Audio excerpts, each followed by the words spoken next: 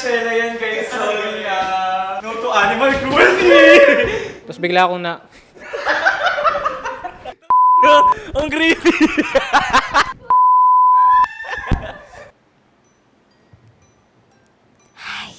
I am Maurice. Takot ako mabuntis ng maaga. Mas gusto pa mamatay kaysa mabuntis. Hi, my name is Eris Ocampo. Takot ako sa lola ko. Hello, I'm Kelvin, and I'm scared of myself. Joke, I'm scared of the crowd. Hello everyone, this is Rosh. And the scariest thing that I have is mawala siya. Ay, ebe. Harapin si Judith kasi wala tayong pambayad bukas. Yun talaga yung scary. Hi everyone, my name is Adam Smith. My biggest fear are spiders. Did you know the average person eats like 7 spiders a year? Do you know who put them there? Hi, ako si Donya Moscoso at takot ako sa... gagamba. Hi, I'm Jace, and I'm scared of the notion that the world might end soon. Alam niyo yung pag may dumang asteroid tapos baka mabangga yung Earth, tapos mamatay tayo ng bigla-bigla, tapos di natin alam, tapos ayun, mamamatay tayo bigla-bigla, tapos di natin alam, tapos may asteroid. Yun lang.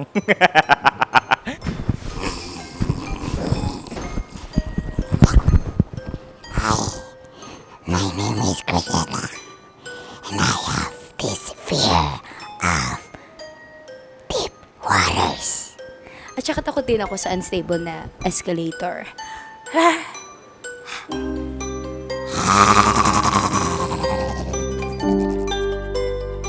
In today's mini challenge game, we will be having what's in the box. And something that's in the box is something that lives in the woods. Could be alive or not. Might have long legs. There are a few. So it might be challenging. You might be wrong or not. That's the clue. Pero dapat mahulaan nyo lahat ng nasa loob. Hindi lang siya isa. Marami pa. Good luck!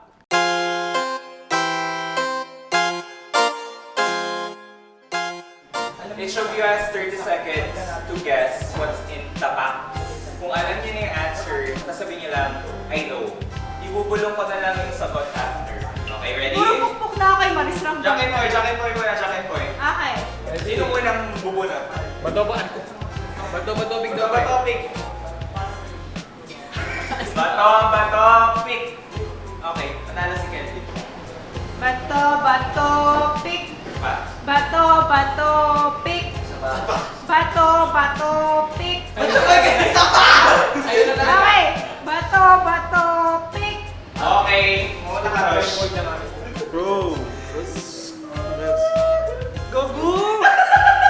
Kaya niya yan! may gumagalaw. Specific na sagot. Sabihin mo lang, I know. I know. Hinahawakan ko na. I'm already touching it right now. Sure ka bang yan yun? May nakapalibot dyan. Ay, kayo. Mainit! Ba? Ba't mainit? Yun yung Batangas Bomb! Ano yun?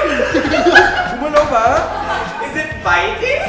Ha? Bakit yung may part na matigas tas malambot?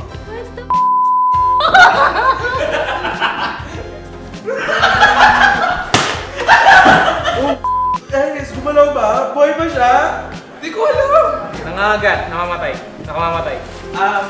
Patay, pwedeng patay. Huwag masyadong alugin. Hindi mo makinig. Hala! I don't know. Hindi ko makinig. Actually, hindi na gumagalaw kasi patay na yun. Kung kaya ni Eris, kaya ulit. I don't know. Isa pa, pero tapos yung 30 seconds mo eh. Hindi ko makinig.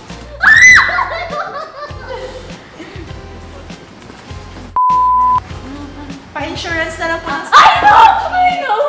Ano ba kasi mga pinaglalagay nyo dito? I know. Huh? What is this? I think I know. Rush, what's your answer? Crumpled paper. Ano, leaves. Hindi ko alam eh. Donnie, what's your answer? Leaves. Dahon. Bottle. Leafy branch. Alright, pupukin yung isa't isa.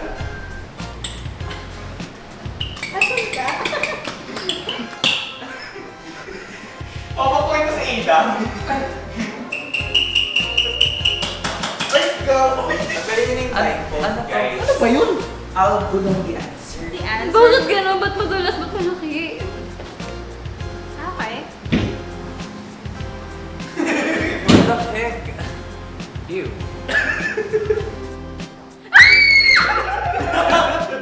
Idea ni Gashela yan, guys. Sorry na. Go to animal cruelty. Joke lang, dahon yan, guys. Oy! Go animal Meron one item per... Kalokohan niya. Yan. Okay na to. Alam na nila ka nalang gagawin, pero ngayon pa lang sinasabi ko na sa inyo na huwag patawarin niyo kung sino man ang nakaisip niya. Jack and Boy! Kayo rin pala yung napagtripan dito. Matangos ba yung ilong ko dyan? Alam ko na. Ah! Kalkalin niyo ako, medyo maliit din eh.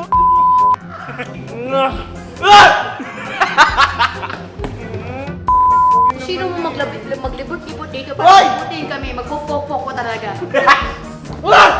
Sige, magpupokpok ko talaga sa'yo. Sige. Sige, awahin mo. Okay, away ko sila kay Chase. Chase, okay ka lang? Be, tara! I think I know. Be, balik tayo muna. Okay, 3, 2, okay. Ano yun, Jay? Dahon? Ikaw? Like, ano yan? Para siyang lobo. Yung gamit na lobo. Gagi, wala naman. Pero, wait lang. Sige, wait. Kaya ako si Casey. Gitna na siya ah.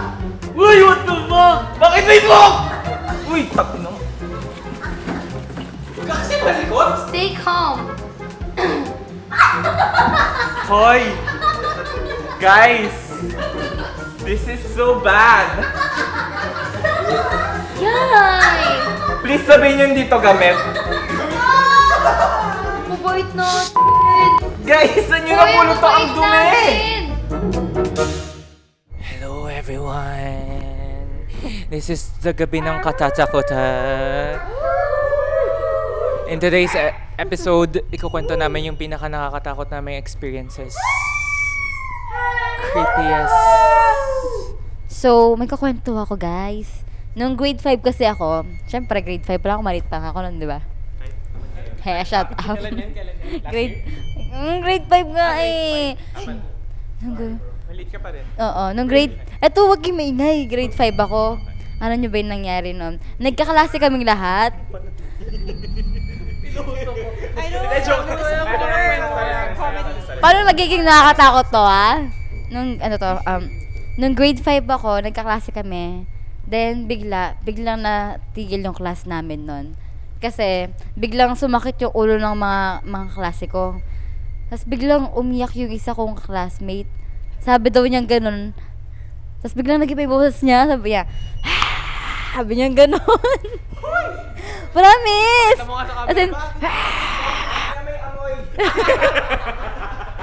parang sinabi nila sa PN daw siya. Tapos lahat ng classmate ko nun umiyak na. Tapos masakit na yung ulo. So ako wonder ako ba't sila Tapos yung mga teacher namin sa grade 5 nagpapanik na sila. Kasi nga talaga wala siya ganun talaga. Pinapatahan na siya. Maya meron pa sa kabilang section. Dito ako hindi ko na matawa ako o natakot. Nagkasabay dalawang section sumakit yung ulo talaga nila. As umiyak talaga sila. Tapos sa second sa section A kasi kami, sa section B naman nun, may biglang lumabas na estudyante din. Wala siyang tsinelas. Tinanggal yung sapatos niya. Tapos sa buong corridor namin, tumatakbo siyang ganon. Gumaganon siya. Habang pumapalakpak siya, ganon. As in, gumaganon siya, habang pumapalakpak siya. Sabi ng teacher namin, nasapian daw siya. Tapos sabi yung ganon, may nakita daw silang bata. Tapos umikot daw yung ulo na ganon. Oo nga, legit. Tapos daw, nakita... Meron pang nakita. Ito pa to, yung teacher daw namin, alam mo mga doppelganger ba yun? Yun. Yung teacher daw namin, nakala nila, yun ang teacher namin. Pero hindi pala yun, kasi nasa ilalim ng office talaga yung teacher namin. Nung nakita daw nila yun, doon daw nagsimulang nagsakit ang ulo nila. As in, yung teacher daw, biglang gumanon parang, gano'n, umikot din yung ulo. Balik mo doon, para makita nila. Ayan. Yung ngayon pala, ang kwento, sa school daw namin yun, dahil daw tapunan ng patay. Usually, di ba, gano'n yung mga ano. Tapos, ano daw, sa hagdan daw, doon daw yung bata na umikot yung ulo. Meron pa nga matanda na ano, parang, kaya pag umakyat ka sa ano na yung hagdan na yun daw talaga, mabigat daw. Kasi nga daw, yung matanda, lagi siyang umakyat sa'yo pag umakyat ka sa hagdan. Tapos after nun, nag-binless yung school namin. Kasi talagang, di ko alam kung nag-acting lang sila, no? Pero ang dalawang section nagsabay eh. Tapos yung teacher namin na nasa taas, biglang nawala. Nasa ilalim pala talaga siya, nasa office. Di talaga siya nagturo. Nag-meeting sila sa ilalim. Tapos umikot doon yung ulo niya. Tapos meron pang isang bata umikot yung ulo. Tapos yung isa nga, tumatakbo sa corridor habang pumapalakpak. Gumaganon. Ngayon, tuwing nakikita ko yung babae tumakbo sa corridor. Kasi naging kaibigan ko siya eh. Tinatanong ka kung hanggang ngayon, tumatakbo pa rin siya. Ganun. Kwento mo yung last time na pauwi tayo nung sa last episode ng Mindset Review. Before ako magkasakit. Ay, oo. Kailan yung, di ba, nagkaroon ako ng sakit. Ang sakit ko is dehydration and what. Pero di ko na kukwento kung paano ako nagkasakit. Kukwento ko na lang before kung paano ako or before yung nagkasakit ako. Di ba, nag-shoot tayo ng Mindset and Go. Yung mismong, yung LOL. Kaso nung time nga na yun, di ba, nagtatawanan lang tayo nun. Tapos, nung mismong time na ginabi tayo, tapos papauwi na tayo galing from studio, di ba kakain tayo ng eggs and break nun? Yeah. Di ba after natin mag-shoot, typical, mag-ayos ako ng gamit, tapos ako na naman yung maiwan. Typical mga ganun, tapos maiwan kami dalawa ni Jace. Kasi nag-uusap-usap kayo, tapos gugutom lahat. Siyempre, tapos sobrang dilim kasi dito kapag gabi na nga. Tapos kailangan nang umuwi. Tapos, yung ilaw ni Bugs na hiniram natin sa kanya, which is yung ginagamit nating ilaw ngayon, sponsored by Bugs, kaya may ilaw tayo ngayon. Ayan. Siyempre, kapag di na natin siya sineset up kapag uwi na kasi para din natin dinadala-dala. So, ang ginagawa natin, ilalagay na lang siya natin dun sa bandang dulo na mismong studio. So, madilim talaga siya. At the same time, wala talagang ilaw kasi nakapatay na lahat, tapos papatay na lahat ng aircon. Kaso nung time na hindi ko na lang sinabi ito kasi nung pauwi tayo, di ko alam anong oras na yun, pero basta gabi na yun, sobrang dilim na. Yung ilaw na to is parang nakapaharap na lang siya dun sa bandang aircon kasi iniwan natin siya nun. Tapos nagulat ako nun, parang bigla nag-flash. Wala na, di ba? Hindi naman siya nakasaksak. Wala. Tsaka di mo siya ma-on nang walang nagkiklik. Dito kasi sa studio, alam niyo naman yung story dito, di ba? Or no. Di ba merong bata ditong naglo-lure dito sa studio? Hindi ko alam ilang years na ako dito. Pero may nakuwento ata last time yung about nga sa studio, may bigla na lang May nagkwento eh. Sabi niya bata daw yung parang entity na nag-aano dito. Nung time pa na yun, di ba nagra-random video pa tayo nung sa Cream. Ginawa ko yun dito sa studio. Bakit may nakita ka? May na-capture ka ba dito? Tatry ko siyang yan, Dito. Nung time kasi na yun, di ba pauwi tayo? Tapos bigla akong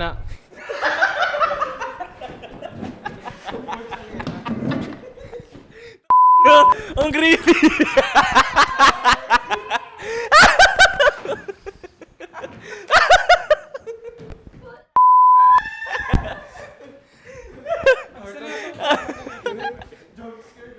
Ito pinaka-fresh siguro na story.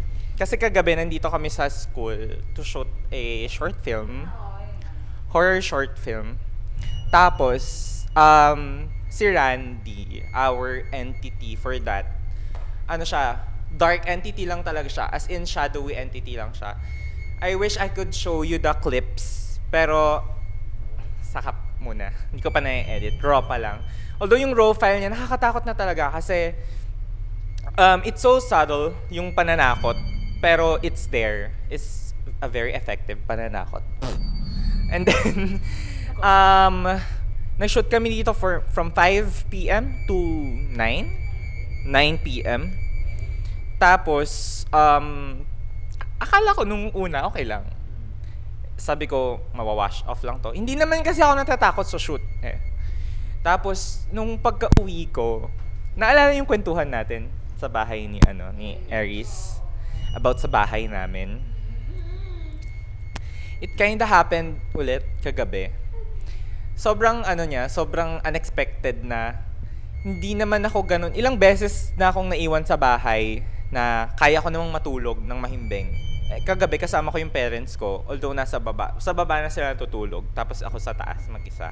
So, tinry kong matulog ng 1 a.m. Pero may flashes ng entity sa utak ko. It's so creepy. Nakatulog ako 12, nagising ako ng 1, and then nakatulog ako ulit ng 1, nagising ako ng 2. Tapos nagising ako ulit ng mga bandang 3 na. Pero hindi ko maalis sa isip ko yung parang flashes nung entity na ginawa namin kay Randy kahapon. Although dun sa panaginip ko, nakatitig siya sa akin with na parang very red yung eyes niya. Tapos nakasmile siya. Originally kasi, expressive yung entity dun sa movie na nakangiti. Pero pag natutulog ako, pag pumipikit ako, yun talaga yung nakikita ko. So, hindi ko alam kung naalimpungatan lang ba ako dahil doon. Pero mayat maya kasi parang may nanggugulat sa akin na gumising ka. Parang ganyan ka lagi kapag may tayo. Kapag may shoot tayo ng something. Last time nag-shoot tayo ng Evanescence. About shadow. Oo. Tapos di ba nakwento mo din yung kapag yung parang may bumibisita sa'yo. Yeah, nakakatakot. May bumisita din after nung Evanescent natin eh. Oo, yung luma yung Although proven yun kasi nakita siya ng jowa ko. Tapos na-feel ko yung presence niya sa bahay. Ayoko lang na after nung shooting namin about dun sa entity na shoot namin, sana naman wag siya mag-follow. Kasi first time kong bumaba kagabi dahil sa takot. I think it's real naman. Kahit na sa imagination ko lang. Somehow siguro. Kaso kasi ang creepy niya. Nafe-feel ko siya na nandun. Tapos di siya mawala sa isip ko. Nagka-sense lang ako ng safety nung katabi ko na yung parents ko matulog. Pero before that, seriously, nag-pray kami before mag-shoot. Kasi di ba may experience tayo dati sa inyo. Na hindi tayo nag-pray. Yung sa amin naman, sa part ng religion ko kasi is espiritista nga.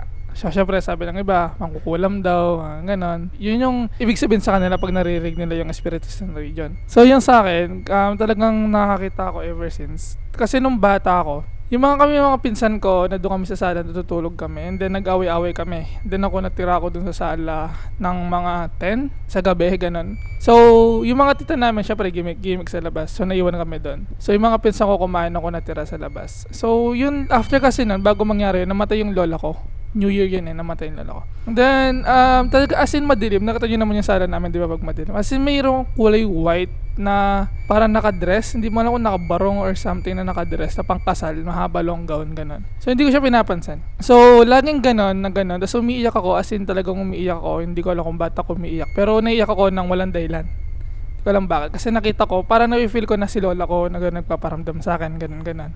Kaya naiyak ako. Meron din isang situation sa isang bahay namin na may bata doon, talagang naglalaro siya. So, kapag nagliligpit kami, inaayos namin yung mga tsinelas namin and mga sapatos namin na diretso lang. Tapos nag-iwan kami ng bola doon sa loob. And then after nun, maririnig nyo na may nagba-bouncing ball doon sa loob ng sala namin na talagang naglalaro yung bata. Kaya kung makapansin nyo, maraming gamit sa amin. Tapos kahit linis kami ng linis talaga, as in magugulo talaga. Tulad nung mga tsinelas tsaka sapatos namin. In-arrange namin yun, tapos magkita mo gulo-gulo talaga. Tapos makita nyo may naglalaro na bata. Pero ano yung sa amin, mabait siguro siya. Siguro kasi naglalaro lang siya, tsaka bata talaga siya. Marunong siya magpaglaro. Kaya kung mapansin nyo, maraming gamit sa amin talaga. Totally maraming gamit sa amin. Kahit anong linis namin talaga doon sa isang bahay, madumi at madudumi talaga siya. Kahit anong linis namin. Fresh pa tong kwento ko kasi magwa 1 year siya, actually exact November 2. Nasa shift kasi ako noon during that time, November 1 and November 2. Na work at home kasi ako noon. Then regarding dun sa keyboard, actually sila yung nakukwento nila, nakikita nila eh. Pero ako, madali ako makadiscern. May nafe-feel ako. Hindi ko siya nakikita pero nafe-feel ko siya. So during that time kasi parang ganito rin, typical na magpipinsan na nagkukwentuhan about this one. And then, sabi ko, it feels like very heavy. Sabi ko na mag-shift ng ganong oras. And knowingly kasi pag nag-shift ako, gusto ko patay yung ilaw. Parang yung bukas lang is yung monitor ko. That time, sabi ko, sige, I'll take risk to open the light na lang muna. Just for the safety. Kasi that time, alam natin, ano nila yan eh, oras nila yun, mga ganong oras. So, yon nag-start yon. Then, parang nagloko-loko. I don't know if you're gonna believe, around 2 to 3. Yon, nagloko-loko yung PC ko, madaling araw. Una yung monitor muna. And then yung keyboard, nag-error. Hindi naman ganun yung keyboard ko. Like, kakabili mo pa lang, then biglang nagloloko-loko siya sa wording pag nagdo-document. Tapos, to cut it short, hindi ko natapos yung shift ko. Napahinto ako, it's for the reason na yung buhok ko may gumagalaw sa likod. Pabalik-balik. Tapos, talagang nahawi niya. Tapos may naamoy kami na flower. Yeah, exactly. And then, that time, na-triggered na akong sumigaw dun sa cousin ko. And then yung cousin ko, parang ready na siyang magising that time. Yun, hinanap namin around the area. Bakit nangangamoy flower? Buong bahay. Talagang nagtumingin kami. Tapos yung tita namin, ginising na namin that time. Tapos sabi ng tita ko, may bata kasi, tsaka parang may mag-amang nandun sa place pala na yon. Tapos sabi niya, kaya binibilin ko sa'yo lagi na huwag kang magpapatay ng ilaw kasi may bata lagi dyan sa likod mo. Hindi ko lang sinasabi sa'yo. Lagi siyang naglalaro-laro lang dyan sa likod. Pero kakausapin ko siya kasi she has third eye. Inutusan kasi si mama ko na pumunta sa parang manghuhula. Tapos, sinama niya ako. That time, grade 7 ako. Tapos sabi ni mama ko, kapag nandun ka, huwag kang maingay ha. Sabi niya ganun, hindi ako naging maingay. Pagkapasok namin doon sa gate ng bahay ng manghuhula, may sumalubong sa aking bata. Nag-hi siya sa akin ganyan. Tapos, nangilabot ako. Tapos pati dito nga ito. Pagkapasok namin sa parang kwarto siya na, alam mo yung parang binild siya para sa manghuhula talaga, ganun. Pumasok kami doon. Sinabi sa akin ng manghuhula, bukas yung third eye mo, no? Sabi niya, ay, hindi ko po alam, sabi kong ganyan. Hindi ko po alam, sabi kong ganyan. Tapos, kapag may nakasalubong kang matanda na tinitigan ka, kalabas mo dito sa bahay ko o sa lugar ko, huwag mong tititigan na, sabi niya ganyan. Kasi may chance na may mamatay sa amin dito sa loob daw ng bahay nila, sa mga nakatira doon. Tapos nung palabas na kami, parang nag-hello lang ako ulit dun sa bata. Tapos sabi nung manghuhula, sinong kinakawayan mo? Sabi niya ganun. Nagingilabot ako legit. Sinong kinakawayan mo? Yung bata po, sabi. Nagtinginan sila ni mama ko. Tapos ako nauna na ako lumabas kasi parang alam ko na, natakot ako doon. Nung pagkalabas ko, may matandang, hindi nawala yung kilabot ko. Hindi nawala yung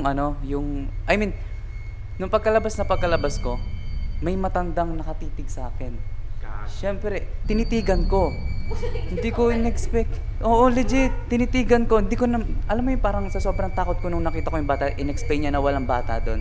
Pagkalabas ko, nawala na sa utak ko na pinayuan niya ako na wag akong tumitig pabalik. Tapos alam mo, nung mga ilang weeks, nag-text yung asawa ng manghuhula. Sabi, Ma'am Raquel, sabi niya kay mama ko, baka pwedeng humingi ng konting tulong kahit 700. Sinabi niya talaga na 700 lang po. Kasi nagkulang po kasi yung parang pang burial, ganun, ng asawa niya kasi namatay daw. Which is yung asawa niya is yung nanguhula. Siya yung namatay. Week lang yung pagitan. Tas ayun, edi, syempre, doon ko, parang alam mo yung nakapatay ako, feeling ko, na-guilty ako, na nakapatay ata ako. Tas doon, parang ilang months pala akong hindi nakatulog. Every time na nagsusubok akong matulog, may mga pumapasok sa utak ko na, yun nga, may bumubulong na, huwag mong tititigan, yung mga ganun. Sobrang tinawag yung kinabig ko. Yung parang siya, yung boses niya, yung naririnig ko na ulit-ulit huwag mong tititigan. Nagmamakaawa siya. Yung kila Aries, ito, sige dagdag ko na. Yung kila Aries, di ba kinukwento mo, lola mo yung Pero iba yung nakita ko, matanda siyang lalaki. May nakita ka kila Aries? Oo, nung nagsushooting tayo ng theater natin. Kasi, nung time na yon, nakita ko si Kelvin. Alam mo yung parang Sabi ko sa'yo, lola ko lang. Nakaano tayo na pang graduation. Yung ano, theater. Si Kelvin, nandun siya sa may sliding door, palabas sa kusina. Tapos, alam mo yung ginaslight ko yung sarili ko, si Kelvin yun. Kaso, black yung ano natin, di ba? Yung pang graduation. Ginagaslight ko talaga, ay si Kelvin lang yun. Oo, si Kelvin lang yun, sabi kong ganyan. Pagkatingin ko, matanda siyang lalaki. Tapos, alam mo yung every time na pumapasok yung member niyo sa bahay doon, chine-check ko kung siya yun, pero ibang-iba talaga yung mukha niya. Kasi, namatay kasi yung yung asawa ni lola ko. Si lolo ko, binaril kasi siya. Kaya, siguro yun. Baka- Hindi ko sure, pero pwede ko ba siyang describe?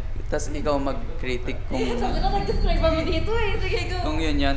Yung itsura niya is matangkad ka ng konti sa kanya, then ilong niya is matangos.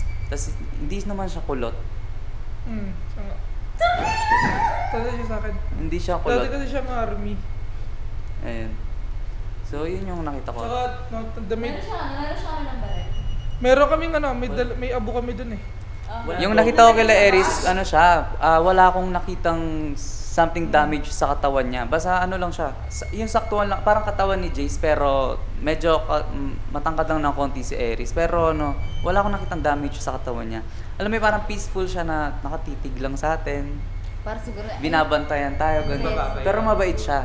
Pero ayun, balik na tayo sa kukwento ko dapat. 2021, October, yung pinsan ko from Cavite, umuwi siya dito sa Pampanga para makita yung abandoned hospital. Sa 12 a.m., as in 12 a.m. madaling araw. Nagplano lang kami. Yung napagkwentuhan lang namin na what if puntahan na natin. Kasi yun talaga yung pinlano namin eh. Pinlano niya kung ba't siya pumunta dito. What if puntahan na natin. Kadating niya, as in kauwi niya pa lang yun sa amin ha. Puntahan na daw namin. Tapos, sige G, sabi nila, nag-grab kami hanggang doon sa Clark. Siya pa yung nagbayad ng 600. Nung kadating namin doon, nakiusap kami sa guard. Alam mo yung guard parang ayaw niya kaming payagan kasi yun daw yung yung medyo aggressive. aggressive moment nila. Nung pinayagan niya kami, pagkapasok pa lang namin doon sa parang entrance, hinatid kami nung guard. May bumagsak na ng bote. Boteng bumagsak sa malayong nahilabot to huli. Sa malayong parang maririnig ko siya kahit malayo. Nung kaakyat namin, alam mo yung parang may naririnig kaming yabag. Naka-video kasi kami kaya may proof. May narinig kaming yabag sa likod namin. Sine-check namin na baka tinatakot kami nung guard, ganyan. Tapos may nalaglag na plato. Hindi namin alam kung saan nanggagaling yung mga yon. May Yung mga laman? nauhulog. Para siyang platong Babasagin. hindi siya babasagin, yung platong stainless, yun. Hinayaan namin yan kasi baka nga inisip, tinatakot ata tayo ng guard. Eh di ba, pinaninindigan ko na may third eye na ako pero that night, wala akong nakikita. Nung pagkaakyat namin sa pinakatok-tok, may nakita akong batang parang itim ng dito yung gilid. Hindi ko sinabi sa kanila. Pero kahit na hindi ko sinabi sa kanila, nakita siya sa picture. Tapos nung pagkababa namin, palabas na kami. Ito yung pinaka-nakatakot na part, napatakbo kaming lahat. Kasi nung, as in sa likod namin, may nagbato ng bote, nabasag siya. As in palabas na kami noon ng hospital, yung uuwi na kami, ganun. Naglalakad na kami, chill. Nung magka-attempt na sana kami patayin yung video, biglang bumagsak as in sa likod namin yung bote. Hindi namin alam kung saan nanggaling yun, wala namang tao. Tapos yung guard, nandun na. Tapos tinanong kami, ba't kayo tumatakbo? Eh hindi niya naman narinig yung bote. As in, nasa likod lang namin, bote, walang bubog na sa amin. So, ito yung sa yung last, yung napatakbo na kami. Ayun. Napatakbo na kami dyan. 4 kaya. Anong year yun? 2021.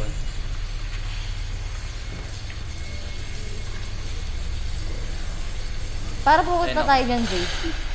Oo nga! Gagi. Ang lakas! Sobra. Ang lakas niya, Gagi. Galit na galit siya. Maraming nakunan.